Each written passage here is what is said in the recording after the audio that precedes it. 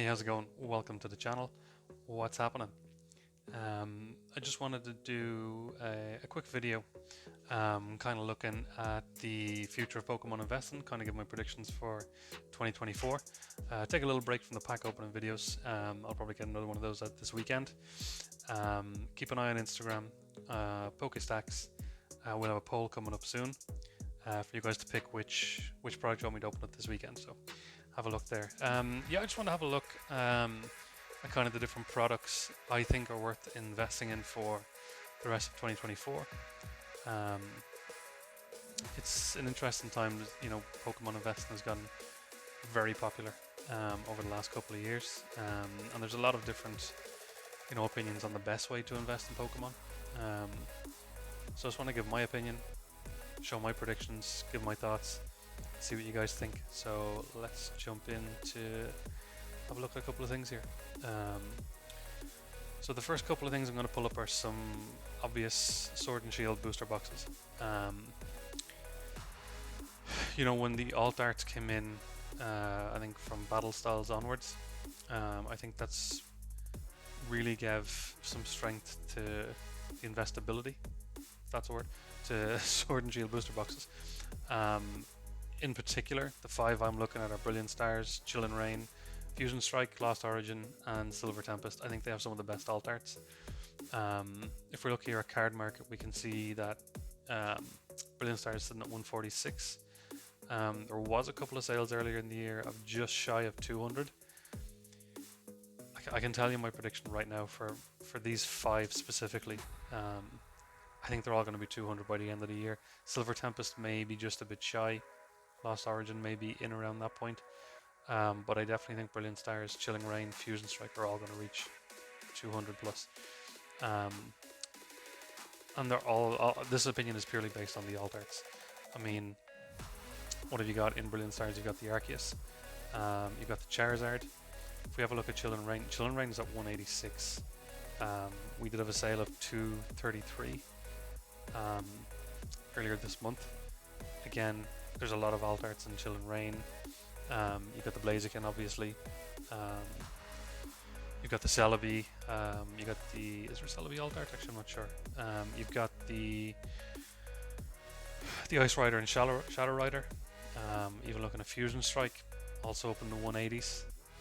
We've seen a sale of 213, a sale of 199. Again, very strong in terms of alt arts. The Gengar, Mew, Celebi. Lost Origin, it's at 150.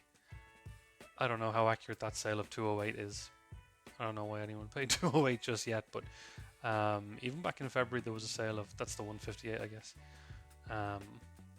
Slowly climbing up. I mean, you've obviously got the Giratina, and then Silver Tempest with the Lugia. It's the lowest at 133. Obviously the most recent of the sets, that's why I think it might, I would see it at the 180s maybe. I know there's less than 12 months to go. I just think all these alt art sets are really going to do well. So I will definitely be looking to put a few more of these into my collection, putting them aside. I think Chillin' Rain and Fusion Strike are very close to being 200. I wouldn't be surprised if they were 200 by the summer, to be honest. Especially if Cool Trainer Ryan is opening cases of them to find a Blaziken. So yeah, that's definitely my number one, is booster boxes from Sword and Shield. The next thing I'm kind of going to look at is booster boxes from Scarlet and Violet. I think there's a lot of, I don't think there's enough love or respect for special illustration rares.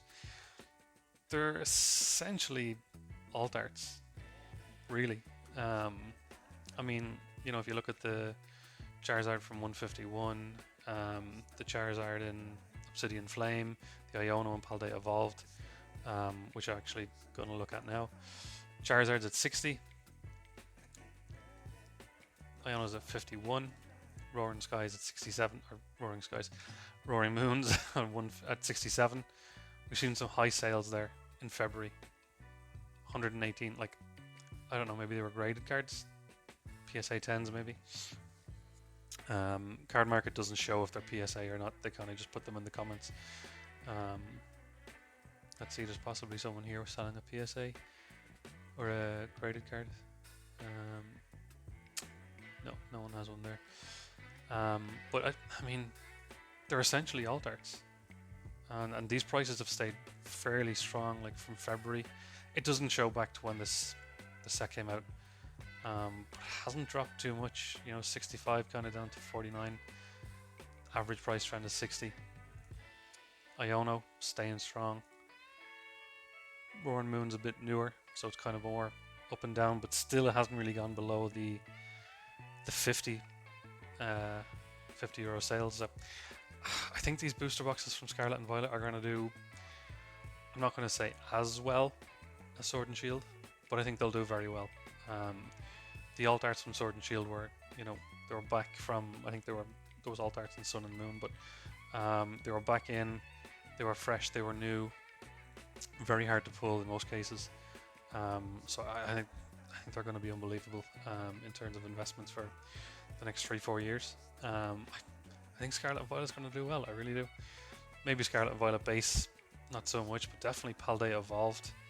I think Obsidian Flames is going to do well. I think Paradox Rift is going to do well. Hot take, I definitely think it's worth grabbing at least a booster box of every set going forward. Scarlet Violet base, you might have to wait quite a while, but I think when scarcity kicks in, there's that Miriam, there's the Miraidon and Koraidon cards. I think they'll do. I think it'll do all right, but I think there's a lot of negativity. Not a lot of negativity. There's some negativity around Scarlet and Violet at the moment. I think it's going to do well. These special illustration rares are essentially alt art. So, once I've put enough money into Sword and Shield, I'll definitely be, starting to put money here as well. The next thing I want to kind of look at is specialty sets. A clear and obvious one here is the 151 booster bundle. I think, there was, what was before, so 151 Crown Zenith and then Pokemon Go. Didn't do too well. I think scarcity will help it over time. Not reach the heights that I think Crown Zenith and 151 are going to reach, but if you look at the booster bundle for 151, it's at €45, came out at €30. It's been at €40 since, that goes back to February. That's been at 38, 39, €40 a couple, maybe 2 months after it was released. It sold out very quick. I do have a couple of those. I may try and get them now while they're at 45. I genuinely think they're going to get to 60. I really do.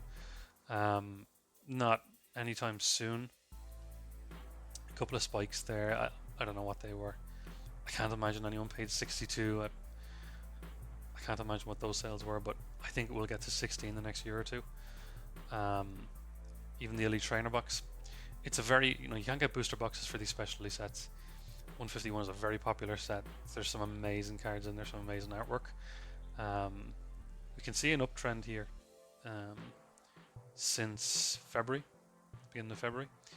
Last sale at 63.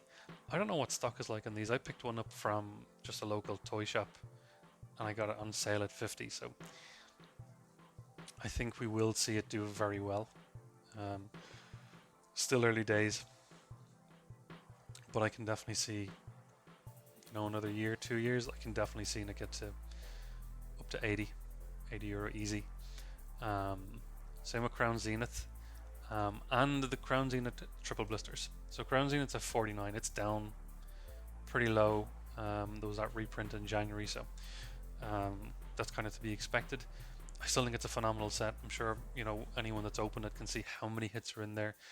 You're always likely to get something. There's all the gold cards. There's multiple alt arts in there. Great set to open. Because of the reprint and there was a lot of it, it's probably going to take some time to get back up. But I also see it along with 151 getting up to the €80 plus in the next year, 2 years, once supply starts to run dry. So I do have a couple of those and 151 product put aside. I'm going to focus on booster boxes. That's my number one. That's kind of the order I'm going in. So it'll be Sword and Shield booster boxes number one, Scarlet and Violet booster boxes number two, and then as much of these specialty sets as I can. I think they're going to do really well, especially having promos in there as well. They're not going to add huge value, but people like promo cards. Lastly, sorry, I forgot to add the Paldean Fates booster bundle. It's not doing as, it didn't go up in value as or explode as quick as the 151 booster bundle. I think the might be more supply or people kind of less FOMO'd.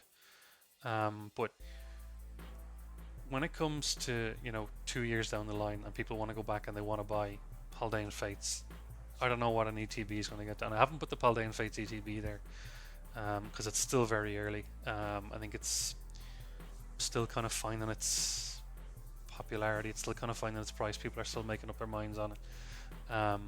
However, in a year or two, and I actually had this on one of my previous investing videos, in a year or two, people are going to want to open Paldean Fates.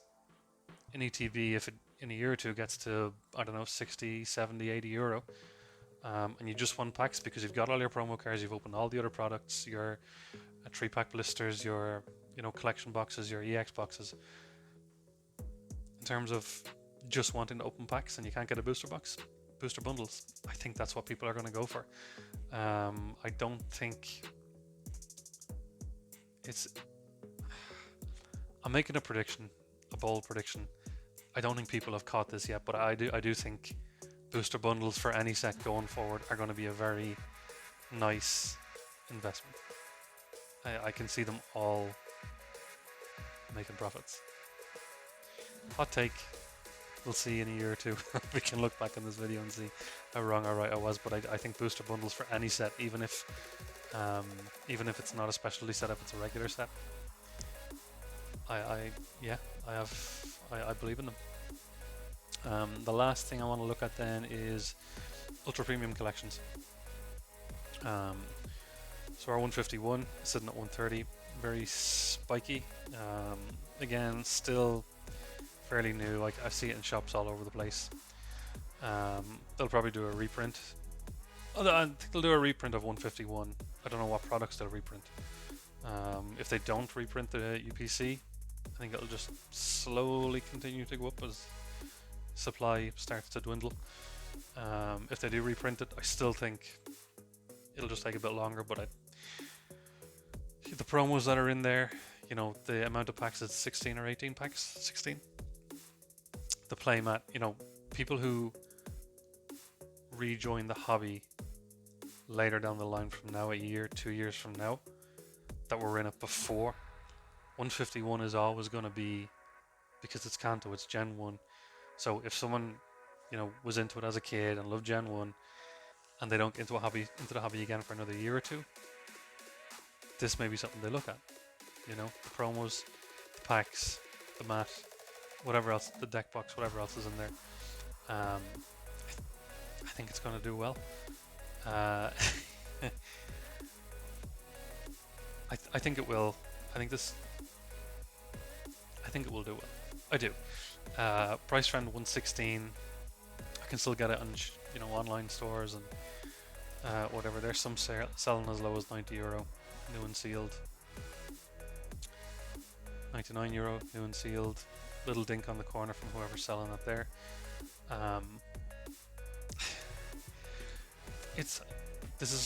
My prediction here is going to fall back to the reason why I'm investing in booster bundles from Sword and Shield.